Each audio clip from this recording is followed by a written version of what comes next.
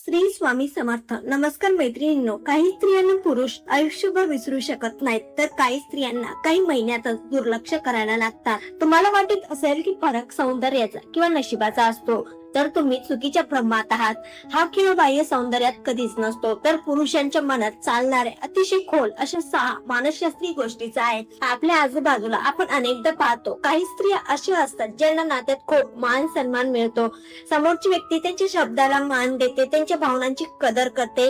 पण दुसरीकडे काही स्त्रिया अशाही असतात ज्या नात्यासाठी स्वतःची सर्वस्व पणाला लावतात, स्वतःच्या सुखाचा आनंदाचा त्याग करतात, अगदी दिवस रात्र समोरच्या व्यक्तीचा विचार करत असतात.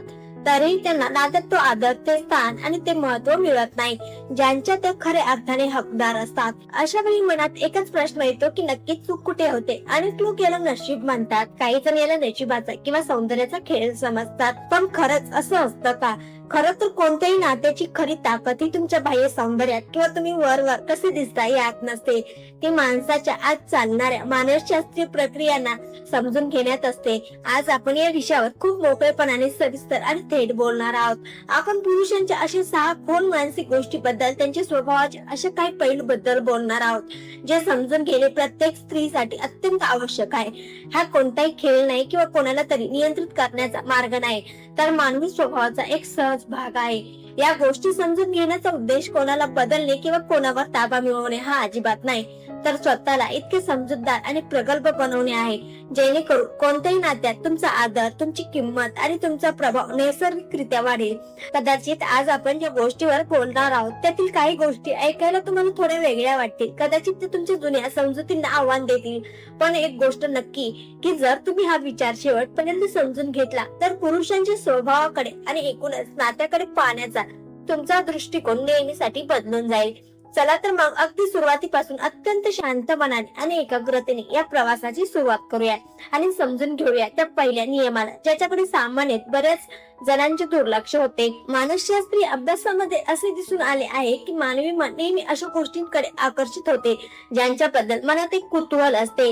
माणसाचा एक सहज स्वभाव असतो. पुरुष अशा गोष्टीला किंवा अशा व्यक्तीला सर्वात जास्त महत्व देतो ज्याला तो पूर्णपणे समजू शकलेला नाही. मानवी मन नेहमी अशा गोष्टीकडे धाव घेते जी गोष्ट त्याच्या मनात एक जिज्ञासा निर्माण करते. जेव्हा एखादी स्त्री स्वतःची संपूर्ण ओळख किंवा एका नात्यापुरती मर्यादित करत नाही, तेव्हा तिचे व्यक्तिमत्व आपोआपच इतरांपेक्षा वेगळे आणि प्रभावी दिसू लागते. पुरुषाला केवळ बाह्य सौंदर्य आकर्षित करत नाही, तर त्या सौंदर्याच्या मागे दडलेली ती वैचारिक खोली आकर्षित करते, ज्याला तो हळूहळू शोध इच्छितो. आपण एका साध्या आणि रिअल लाईफ उदाहरणाने हे समजून घेऊया. समजा 2 स्त्रिया आहेत. पहिली स्त्री आपल्या आयुष्यातील प्रत्येक लहान सहान गोष्ट, प्रत्येक विचार, प्रत्येक योजना, प्रत्येक गुपित आणि आपला संपूर्ण वेळ पहिल्याच दिवसापासून पुरुषासमोर उघडा करून ठेवते. ती दिवसभर सतत मेसेज करत राहते, स्वतःहून प्रत्येक गोष्ट सांगत राहते. दुसरीकडे दुसरी स्त्री आहे जी नात्याला नक्कीच वेळ देते, खूप चांगला संवाद साधते, पण तिचे स्वतःचे एक वेगळे आयुष्य आहे. तिची स्वतःची काही ध्येय, स्वतःचे छंद आणि स्वतःच्या मैत्रिणी आहेत. ती प्रत्येक गोष्टीसाठी लगेच उपलब्ध नसते. आता तुम्हीच विचार करा आणि स्वतःला विचारा, पुरुष कोणाकडे जास्त आकर्षित होईल? अनेक मानसशास्त्रीय संशोधनानुसार पुरुष दुसऱ्या स्त्रीकडे जास्त आकर्षित होतात, कारण तिच्या व्यक्तिमत्वात एक रहस्य असते, एक खोली असते. आपल्या समाजात बऱ्याचदा असं होतं की नातं घट्ट व्हावं या विचाराने अनेक स्त्री आपल्या मनातील प्रत्येक गोष्ट लगेच समोर ठेवून देतात. त्यांना वाटते की यामुळे प्रेम वाढेल. पण मानसशास्त्र सांगते की जेव्हा एखाद्या व्यक्तीबद्दल जाणून घेण्यासाठी काहीच शिल्लक राहत नाही, तेव्हा त्या नात्यातील उत्सुकताही हळूहळू कमी होऊ लागते. याचा अर्थ असा अजिबात नाही की तुम्ही नात्यात खोटे वागावे, काही लपून ठेवावे किंवा मुद्दाम रहस्यमय राहावे. याचा अर्थ फक्त इतकाच की तुम्ही तुमचे स्वतःचे एक स्वतंत्र अस्तित्व, एक स्वतंत्र जग कायम ठेवले पाहिजे. तुमची स्वतःची एक स्वतंत्र विचारसरणी आणि प्राथमिकता असायला हवी. ज्या स्त्रीची स्वतःची काही ध्येय असतात, स्वतःची स्वतंत्र विचारसरणी असते, ती स्त्री नकळतपणे समोरच्या व्यक्तीला हा संदेश देत असते की तिचे आयुष्य आणि तिचा आनंद हा केवळ एका व्यक्तीवर किंवा नात्यावर पूर्णपणे अवलंबून नाही. हीच स्वावलंबनाची भावना तिला पुरुषाच्या नजरेत अधिक आदरणीय आणि आकर्षक बनवते. नेहमी लक्षात ठेवा, सर्वात जास्त आकर्षण तेव्हा निर्माण होते जेव्हा समोरच्या व्यक्तीला तुमच्याबद्दल रोज काहीतरी नवीन, काहीतरी सुंदर जाणून घ्यायचे असते, ना की पहिल्याच दिवशी सर्व काही समजून संपवायचे असते.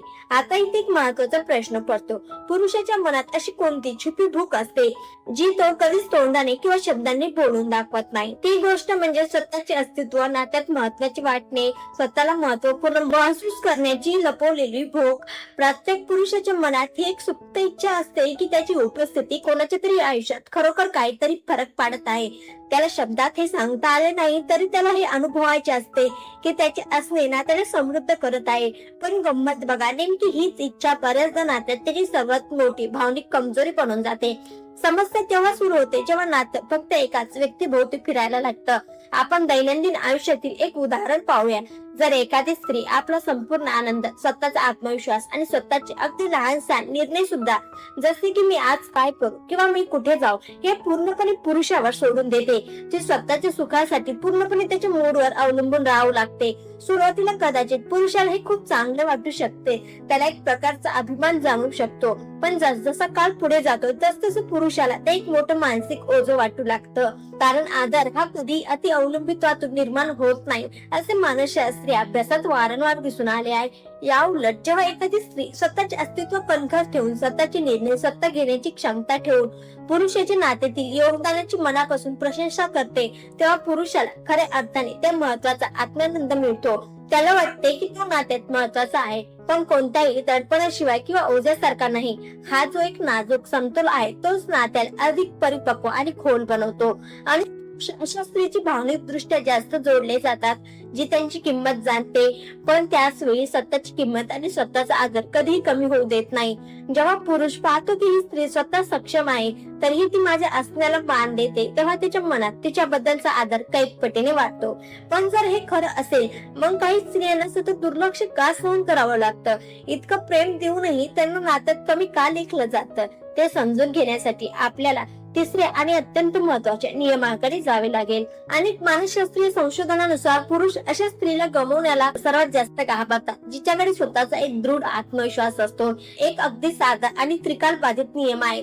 जग तुमच्याशी तसाच व्यवहार करते जसा व्यवहार तुम्ही स्वतःसाठी स्वीकारता किंवा स्वतःशी करता. हाच नियम आपल्या वैयक्तिक नात्यांनाही तंतोतंत लागू होतो. जेव्हा एखादी स्त्री आपल्या आत्मसन्मानाच्या मर्यादा अगदी स्पष्ट आणि पारदर्शक ठेवते, तेव्हा पुरुष नकळतपणे तिच्याकडे एका वेगळ्या आदराने पाहू लागतो. कारण त्याला हे चांगल्या प्रकारे समजते की हे नातं या स्त्रीची गरज असू शकते, तिचे प्रेम असू शकते, पण हे नातं म्हणजेच तिचे संपूर्ण जग नाही. आपण बऱ्याचदा पाहतो, अनेकदा स्त्रियांना वाटते की प्रेम टिकवण्यासाठी किंवा नातं वाचवण्यासाठी समोरच्याची प्रत्येक चुकीची गोष्ट मान्य करणे, त्याच्या चुकीच्या वर्तनाकडे दुर्लक्ष करणे, प्रत्येक चूक हसून माफ करणे आणि त्याच्यासाठी 24 तास उपलब्ध राहणे गरजेचं आहे. पण मानसशास्त्र याचे पूर्णपणे उलट संकेत देते. जरा शांतपणे विचार करा. जेव्हा एखाद्या व्यक्तीला पूर्ण खात्री पटते की तुम्ही त्याला कधीच सोडून जाऊ शकत नाही किंवा तो आपल्याशी कसाही वागला, आपल्याला कितीही गृहीत धरलं तरी आपण कुठेच जाणार नाही, तेव्हा नकळतपणे आणि मानवी स्वभावानुसार तुमची कद्र, तुमची किंमत हळूहळू कमी होऊ लागते. आत्मसन्मान असणे म्हणजेच कठोर होणे, उलट होणे किंवा अहंकारी होणे अजिबात नाही. याचा सरळ अर्थ असा आहे की तुम्ही तुमच्या भावनांची, तुमच्या वेळेची आणि तुमच्या मूल्यांची स्वतः आदरपूर्वक रक्षा करत आहात. जी स्त्री स्वतःचा आदर करते ती दुसऱ्याला आपल्या आयुष्यात नक्कीच स्थान देते, पण स्वतःची ओळख पुसून नाही. जेव्हा एखादा पुरुष पाहतो की ही स्त्री तिच्या मूल्यांशी तडजोड करत नाही, तेव्हा तो तिच्याशी खूप सावध राहतो आणि तिचा आदर करतो. म्हणूनच अनेक पुरुष नेहमी अशा स्त्रीला गमावण्याच्या भीतीत असतात, जी स्वतःचा स्वाभिमान गमावण्याला कधीच तयार नसते. हा आत्मसन्मान जेव्हा नात्यात स्थिरावतो, तेव्हा त्यासोबतच आणखी एक अत्यंत महत्वाचा गुण स्त्रीच्या व्यक्तिमत्वातून डोकावतो, जो पुरुषाच्या मनावर खूप खोल आणि कायमस्वरूपी प्रभाव पाडतो. तो गुण म्हणजे भावनिक स्थिरता. आपण सर्वजण या धकाधकीच्या आणि तणावपूर्व आयुष्यात कुठे ना कुठे मानसिक शांततेचे शोधत असतो. मानसशास्त्रानुसार बाह्य जगातील माणसाच्या ज्या काही लढाया चाललेले असतात त्या प्रत्यक्षात त्याच्या आत चाललेल्या संघर्षाचे प्रतिबिंब असतात. अशा वेळी जेव्हा एखाद्या पुरुषाच्या आयुष्यात अशी स्त्री येते जी प्रत्येक लहान सहान गोष्टीवर लगेच चिडचिड करत नाही, आक्रस्ताळी प्रतिक्रिया देत नाही किंवा छोट्या गोष्टीचा इगो बनून वाद घालत नाही, या उलट परिस्थिती बिघडली तरी शांत राहून समजूतदारपणे मार्ग काढते. आपण एका रिअल लाईफ उदाहरणाने पाहूया. समजा पुरुष ऑफिस मधून किंवा बाहेरून खूप तणावात आला आहे आणि घरात प्रवेश करताच जर त्याला किरकिर, संशय किंवा लहान गोष्टीवर मोठे भांडण पाहायला मिळाले तर तो मानसिक दृष्ट्या खचून जातो. पण दुसऱ्या बाजूला जर त्याला अशी स्त्री मिळाली जी त्याला समजून घेते, कठीण प्रसंगात शांत राहून त्याला मानसिक आधार देते, तर तो तिच्याकडे आकर्षित होतो. पुरुष अशा स्त्री सोबत एक वेगळाच मानसिक दिलासा आणि सुरक्षितता अनुभवतो. अनेक पुरुषांच्या मते बाह्य जगातील संघर्षापेक्षा त्यांना नात्यात मानसिक शांततेची गरज असते. भावनिक स्थिरतेचा अर्थ भावना दाबणे किंवा दुःख न होणे असा मुळीच नाही. माणसाला भावना असणारच, पण याचा अर्थ असा आहे की तुमच्या भावना तुमच्या निर्णयावर आणि तुमच्या बुद्धीवर पूर्णपणे हावी होऊ नयेत. नात्याच्या सुरुवातीला कदाचित खूप जास्त भावुक होणे, सतत लक्ष वेधून घेण्याचा प्रयत्न करणे आकर्षण निर्माण करू शकते. पण जसजसा काळ पुढे जातो तसतसा पुरुष मानसिक शांततेच्या शोधात असतो. त्याला रोज नवीन भावनिक वादळ नको असते, तर एक शांत किनारा हवा असतो. म्हणूनच शांत आणि संयमी आत्मविश्वास हा नेहमीच मोठ्या आणि रागीट शब्दापेक्षा खूप जास्त शक्तिशाली आणि प्रभावशाली ठरतो. हा असा गुण आहे जो कदाचित समजायला वेळ लागतो, पण पुरुष हा गुण आयुष्यात कधीच विसरू शकत नाही. आता इथे एक विचार करण्यासारखी गोष्ट आहे. पुरुष बाहेर किती खंबीर, कणकर आणि कठोर दिसला तरी तो आतून नक्की कशाच्या शोधात असतो. त्याच्या मनात अशी कोणती तीव्र इच्छा लपलेली असते जी बऱ्याच स्त्रियांना ओळखता येत नाही. ती गोष्ट म्हणजे कोणत्याही अटीशिवाय स्वीकारले जाण्याची तीव्र इच्छा. आपल्या समाजात पुरुषावर लहानपणापासूनच एक मानसिक दडपण असते. त्यांना शिकवले जाते की त्यांनी नेहमी खंबीर राहिले पाहिजे, रडले नाही पाहिजे, आपल्या भावना किंवा भीती कोणासमोर दाखवली नाही पाहिजे. पण मानवीपणाचा एक अतिशय हळवा आणि संवेदनशील भाग असतो जो प्रत्येक माणूस जगापासून लपवून ठेवतो. याच कारणामुळे बाहेरून कितीही आत्मविश्वासी दिसणारा पुरुष असला तरी आतून त्याला एक अशा व्यक्तीची ओढ असते जी त्याला त्याच्या यशावरून किंवा अपयशावरून, त्याच्या बँक बॅलन्स वरून तोडणार नाही, तर तो जसा आहे तसा त्याला स्वीकारेल. त्याला सतत कोणीतरी पारखावं, प्रत्येक वेळी त्याला चुकीचं ठरवावं किंवा त्याच्यावर सतत अपेक्षाचे ओझे ठेवावे असे त्याला मुळीच वाटत नाही. याचा अर्थ असा नाही की त्याने केलेल्या चुकांचे तुम्ही आंधळेपणाने समर्थन करावे. याचा अर्थ फक्त इतकाच आहे की नात्यामध्ये असे एक सुरक्षित वातावरण निर्माण होईल जिथे तो आपले सगळे मुखवटे काढून कोणतीही भीती न बाळगता आपल्या खऱ्या रूपात वावरू शकेल. अनेक पुरुष अशा स्त्री सोबत भावनिक दृष्ट्या जास्त जोडले जातात जिच्या समोर त्यांना स्वतःच्या कमकुवत बाजू दाखवण्याची भीती वाटत नाही. जेव्हा एखाद्या पुरुषाला स्त्रीच्या सोबतीत ही भावनिक सुरक्षितता जाणवते तेव्हा त्याचे नात्यातील समर्पण आणि प्रेम आधीपेक्षा कैक पटीने अधिक खोल होते. नेहमी लक्षात ठेवा, माणूस अशाच व्यक्ती समोर आपले मन पूर्णपणे मोकळे करतो जिच्या समोर त्याला स्वतःची चुका किंवा भीती मान्य करताना संकोच वाटत नाही. आता या सर्व मानसशास्त्रीय नियमांचा जेव्हा आपण एकत्रित विचार करतो तेव्हा सर्वात शेवटची, सर्वात मोठी आणि सर्वात महत्वाची गोष्ट कोणती जी स्त्रीला खऱ्या अर्थाने अविस्मरणीय बनवते. मानसशास्त्राचा एक खूप सुंदर सिद्धांत आहे. जी व्यक्ती स्वतःला आतून अपूर्ण समजते ती नेहमी दुसऱ्या व्यक्तीमध्ये स्वतःची कमतरता शोधत राहते आणि पूर्णपणे नात्यावर विसंबून राहते.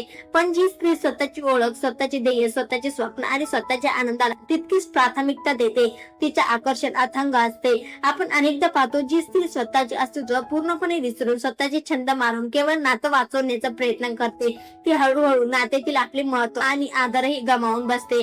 पण जी स्त्री आधी स्वतःचा आदर करते तिच्या आदराला जगही आदराने पाहावे लागते. आणि पुरुषांच्या मानसिकतेचा अभ्यास केला असता असे दिसून आले आहे की ते अशा स्त्रीला कधीच विसरू शकत नाहीत जिने कधी त्यांच्या वेडीपणासारखा पाठलाग केला नाही, तर स्वतःच्या आयुष्याला इतक्या सुंदर, प्रगल्भ आणि अर्थपूर्ण बनवले की तिची केवळ उपस्थितीच नाही तर तिची अनुपस्थिती सुद्धा पुरुषाला तिची किंमत जाणून देते. खरा आदर नेहमी स्वतःच्या स्वाभिमानातून आणि आत्मविकासातून जन्म घेतो, स्वतःचा अतित्याग करून नाही. खरे आणि टिकणारे नाते तेच असते जिथे दोन व्यक्ती आपापले स्वतंत्र अस्तित्व जपून एकमेकांचा आदर करतात. हे मानसशास्त्र आपल्याला कोणाच्या मनावर ताबा कसा मिळवायचा किंवा कोणाला आपल्या मर्जीनुसार कसे चालवायचे हे मुळीच शिकवत नाही. ते आपल्याला हे समजावून सांगते की जेव्हा आपण मानवी मनाची ही गोपिते समजून घेतो तेव्हा नात्याकडे पाहण्याचा आपला संपूर्ण दृष्टिकोन बदलून जातो. आज सांगितलेल्या या 6 गोष्टींपैकी कोणती गोष्ट तुम्हाला सर्वात जास्त विचार करायला लावणारी वाटली कमेंट मध्ये नक्की लिहा. कदाचित तुमचा एक अनुभव किंवा एक विचार दुसऱ्या एखाद्या मैत्रिणीचे आयुष्य बदलू शकतो, तिला एक नवी दिशा देऊ शकतो. स्वतःवर प्रेम करा, स्वतःचा आदर करा, शांत राहा, आनंदी राहा. धन्यवाद. श्री स्वामी समर्थ.